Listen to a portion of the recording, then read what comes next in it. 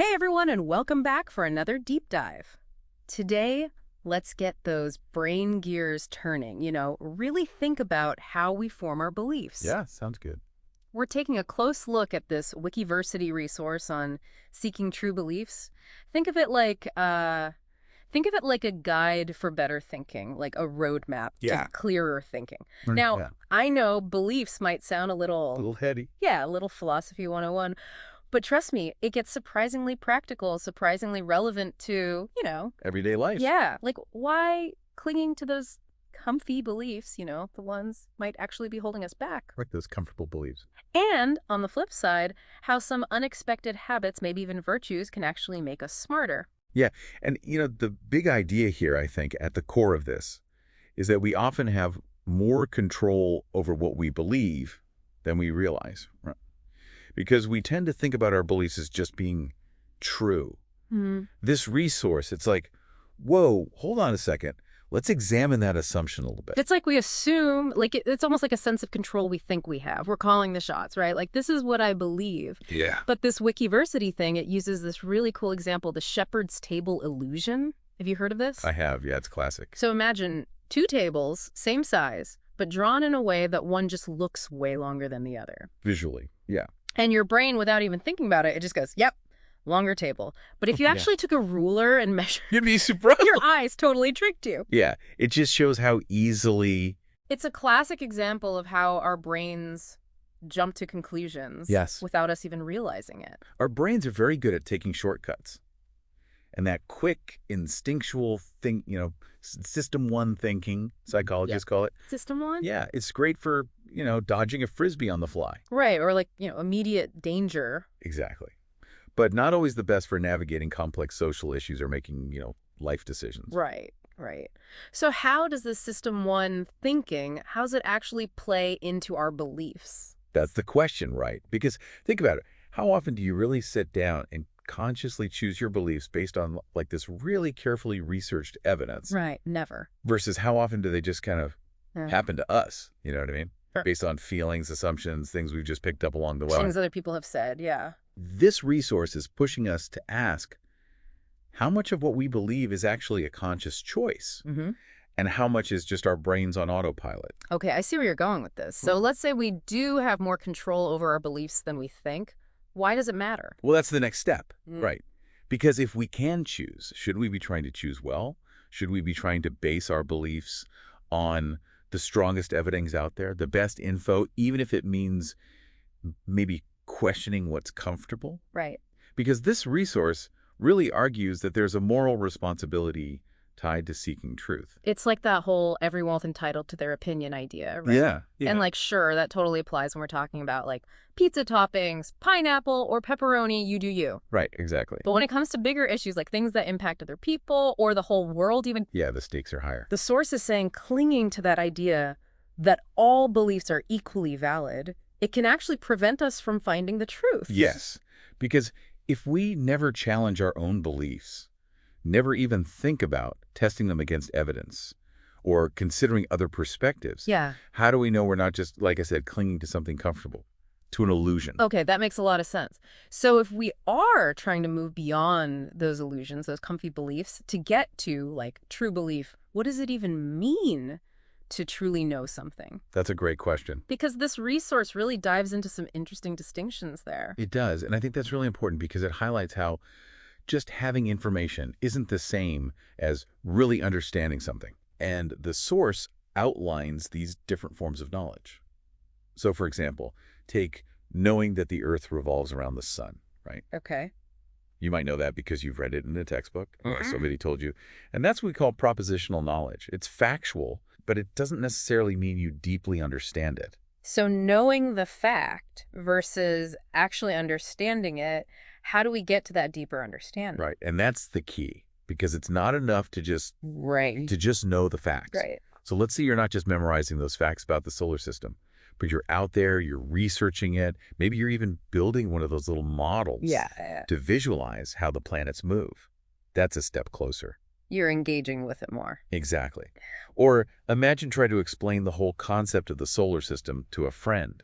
Being able to articulate an idea clearly Hmm. usually means you're starting to understand it on a deeper level. It's like, can you teach it to somebody else? Yeah, exactly. And that deeper understanding, the kind that comes from really getting involved with the information, that probably impacts how we form our beliefs, right? Absolutely. It's about moving beyond just like hoarding facts and figures and more about cultivating a richer, more interesting, more nuanced understanding of the whole world around Yeah. us. Yeah.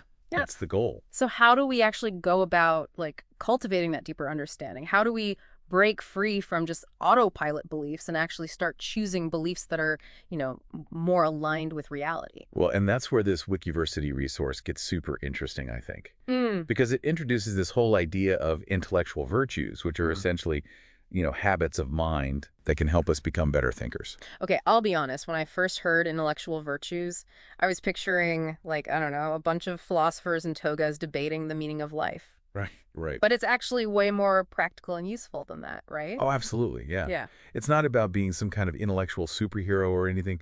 These are really just, everyday tools that anyone can develop to think more clearly, I like that. to really sharpen their thinking. And the first one this resource really digs into is curiosity. But we're not just talking about, like, being interested in random trivia here, right? No, exactly. Exactly. This is about a much deeper kind of curiosity. Yeah. It's the kind that drives you to look deeper, question your assumptions, or even, like the source says, fill those information gaps. Mm-hmm. It's that feeling of, I wonder. That makes you want to kind of peel back the layers of something and really, really understand it. It's like when you're reading a news article or something online and it's like, instead of just giving you the answers, it sparks more questions. Right. And then you find yourself like clicking on the source or like looking something up. Going down a rabbit hole. Yeah. You go Yeah. down this rabbit hole of research. Totally. And that kind of active curiosity, that's like essential fuel for good thinking, Yeah. Because when you're curious, you're less likely to just accept things at face value. Right. And you're more likely to seek out different perspectives, different viewpoints, which is key. Okay, so curiosity is key. What's another one of these intellectual virtues that can help us be better at like building our beliefs? So this one might sound a little counterintuitive, but it's so important. And that's intellectual humility.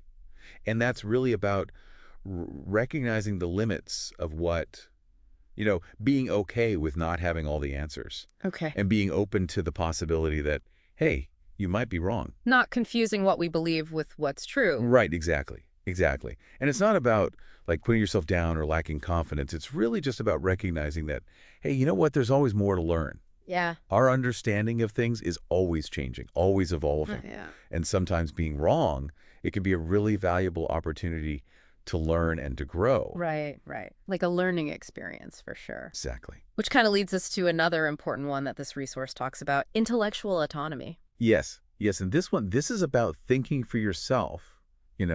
It's not just accepting what you're told or going along with the crowd, but like actually forming your own conclusions right. based on, careful consideration of the evidence. So not just being a sheep, basically. Well, you put it that way. But yeah, it's about really taking the time to figure out what you believe and why. I like that. It's about being, as the source kind of totally puts it, it's about being your own belief commander. You're Right. gathering the information, you're looking at it critically, and then you decide what makes sense to you. I love that. I love that. Okay, so we've got curiosity, we've got humility, we've got autonomy. But there's even more intellectual virtues that this Wikiversity resource talks about, right? There are. It really dives into several others, and it highlights how these virtues often work together to kind of create this balanced Okay. and effective approach to finding truth, So let's look at a couple more of these virtues in action. What are some examples that really bring this to life? Okay, so let's start with love of knowledge. Okay. Think of someone like Marie Curie, tirelessly working away in her lab, even though she was, exposing herself to dangerous levels of radiation. Right. It wasn't about fame or fortune for her. It was about a pure dedication to just understanding the world, no matter the cost. That's love of knowledge in action. Wow, that's a powerful example. Okay, what about firmness? So firmness is about holding on to your beliefs, yes, but it's also about being open to revising them when new information comes your way. When you learn something new, like that economist, John Maynard Keynes, he famously said, when the facts change, I change my mind. What do you do, sir? That ability to adapt and refine what we believe, that's so crucial. Yeah, it's about being open to the possibility that we don't have it all figured out, Exactly. even when it comes to the things we feel really strongly about. Yeah. Okay, what about courage? Because I feel like it takes courage to admit when you're wrong It does. or to challenge those beliefs that you've held for a long time. Oh, absolutely, yeah. Think about someone like Rachel Carson, who, despite a lot of opposition, published Silent Spring, a book that really exposed the dangers of pesticides. And it was really a turning point for environmental awareness. Wow. That's intellectual courage. Speaking truth, even when it's hard, even when it's uncomfortable. These examples are so good. They're really bringing this to life. Okay, 2 more. Generosity and perseverance. Let's start with generosity. What does that even look like when we're talking about, seeking truth? Well, it's recognizing that knowledge, it's most powerful when you share it, It's not about hoarding it. Right. Think about Jonas Salk, who famously chose not to patent his polio vaccine. Wow. He was basically saying, this knowledge, this belongs to everyone. It's bigger than me. It's bigger than any one person. That's amazing. That's incredible.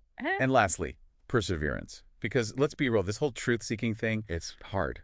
It is. It takes time and effort, and it's easy to get discouraged, especially with so much information out there. Right, and not all of it good information. Yeah, exactly. You're absolutely right. Perseverance, it's essential.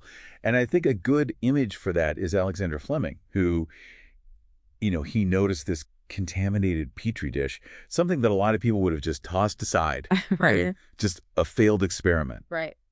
But instead of giving up, he was like, that's interesting. He investigated it, and that led to the discovery of penicillin. Wow. That's perseverance. It's that refusal to just give up, even when it's hard. Exactly. Even when the answer seems, really far away. And what's so important, I think, what this Wikiversity resource really emphasizes is that you don't have to be perfect in all these virtues all the time. It's not about, checking boxes or becoming some kind of superhuman thinker. It's more about just having these different tools in your toolkit that you can use in different situations. Yeah, it's like a menu of options almost, of ways to approach a problem. Yeah, that's a great way to put it. A menu of options for how to think better, how to be more intellectually virtuous in our everyday lives. So we've explored these intellectual virtues, right? Like all these tools for really understanding the world around us. But how do we actually use these tools? Like in real life, what does that even look like? Yeah, that's the big question. And I think the first thing is recognizing that this isn't about instant gratification, right? Developing these virtues, it's a lifelong process. It's not like flipping a switch. Right. It takes time. It really is, like building any skill, you know? It's practice, it's effort, it's being mindful. Okay, so no shortcuts. Got it. Yeah. But there's got to be some steps we can take, starting like today, to be more, intentional with our thinking. And this Wikiversity resource, it does have that skills section. It does, yeah. What's in there? And one of the most important skills, especially these days, it highlights, is fact-checking.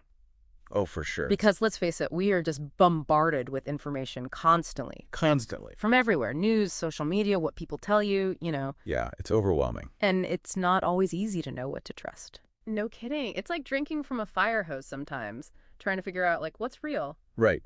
And that's where I think a healthy dose of skepticism comes in. Not cynicism, there's a difference. Right. Cynicism is assuming the worst. But skepticism is just show me the evidence. Okay, so question everything. In a way, yeah. When you see a claim, especially if it's, really surprising, or sounds a little too good to be true. Too good to be true, yeah. Don't just take it at face value.